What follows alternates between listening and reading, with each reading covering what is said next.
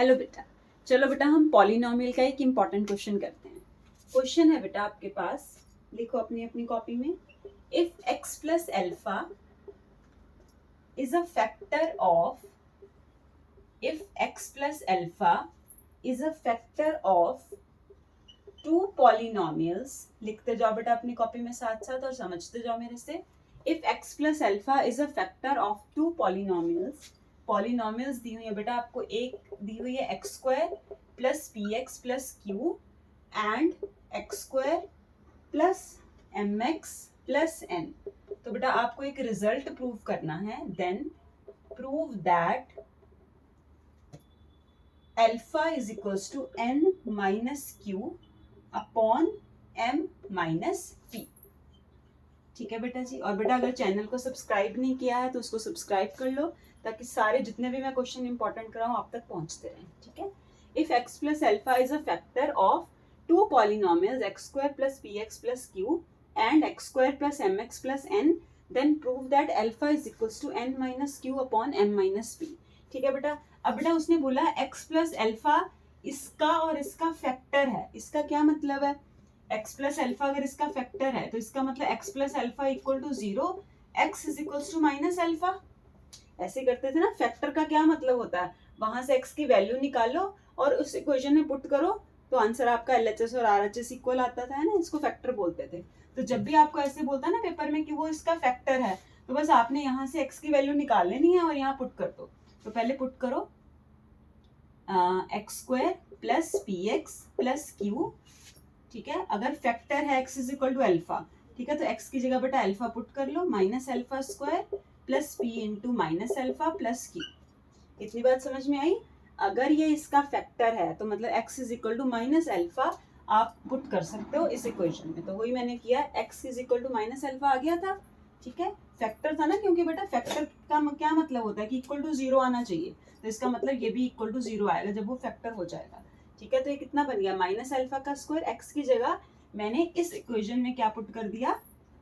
Minus alpha put कर दिया। ठीक है। इसका मतलब ये बन गया alpha square minus p alpha plus q equal to 0। एक इक्वेशन बन गई। अब ऐसे दूसरी इक्वेशन उसने साइड में क्या दी है? X square plus M x plus n. देखो ये दूसरी दी है ना। पहली में मैंने x is equal to minus alpha put करके रख लिया। ऐसे सेम काम उसने बोला ये इसका भी फैक्टर है। अगर वो फैक्टर है उसका, तो इसका मतलब यहाँ से x की वैल्यू निकली माइनस एल्फा, वो इसमें भी पुट कर सकते हैं, हम उसको सेटिस्फाई करेगी। तो x की जगह बेटा यहाँ पे भी माइनस एल्फा पुट कर दो, m into minus alpha plus n equal to 0 लिख देना जरूर याद से। ठीक। अब देखो इसको सॉल्व करोगे तो कितना आएगा? एल्फा स्क्वायर, x की जगह बस माइनस एल्फा रखा और कुछ नहीं किया। ठीक है। Minus m alpha plus n equal to 0। अब आपके पास ये एक इक्वेशन बन गई, मिल गई x is equal to minus alpha put करके, और ये दूसरी इक्वेशन मिल गई। इसको नंबर 1 मार्क कर लो, इसको नंबर 2 मार्क कर लो। ठीक है। अब देखो बेटा हमें ये रिजल्ट तक पहुंचना है, क्योंकि ये प्रूविंग का क्वेश्चन है ना। तो देखो हमें एल्फा की कुछ वैल्यू निकालनी है। ये एल्फा की वैल्यू आ रही है n minus Q upon M minus p. तो ये कैसे बनेगी? एन में से क्यू माइनस होना चाहिए। यहाँ देखो इक्वेशन में एन इस तरफ है और क्यू इस तरफ है, तो बेटा मैं सब्ट्रैक्ट कर दूं दोनों को आपस में। चलो सब्ट्रैक्ट कर देते हैं। Subtracting 1 and 2।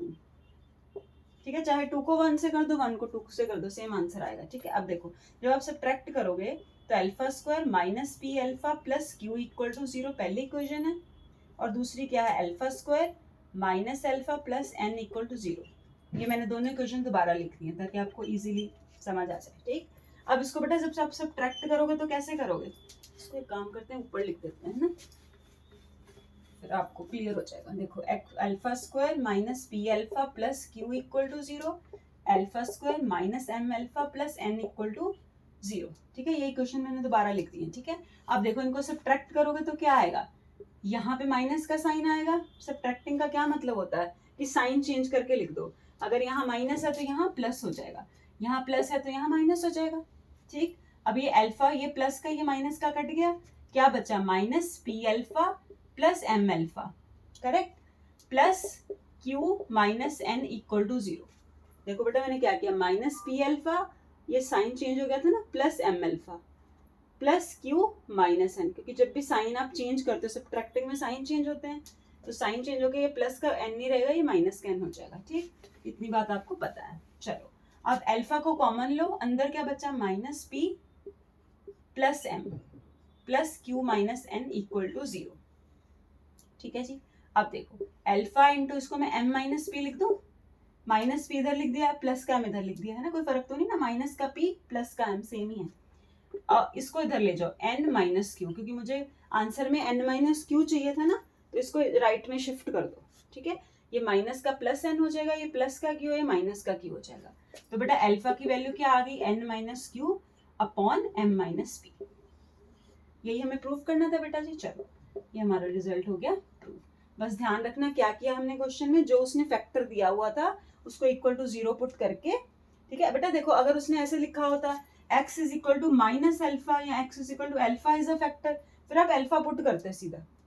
ठीक है, लेकिन अगर वो ऐसे लिख देता ना x plus 3 is a factor, तो उसको पहले 0 को इक्वेट किया करो, फिर x की वैल्यू निकाली वहां से, फिर हमने दोनों इक्वेशन में पुट करी, दोनों इक्वेशंस को आपस में माइनस किया और हमने अल्फा का रिजल्ट निकाल लिया। चलो बेटा बाकी नेक्स्ट क्लास में करते हैं, और सब्सक्राइब कर लो बेटा चैनल को, क्योंकि यहीं पे आपको सारे इंपॉर्टेंट क्वेश्चन मिलते जाएंगे। बाय बेटा।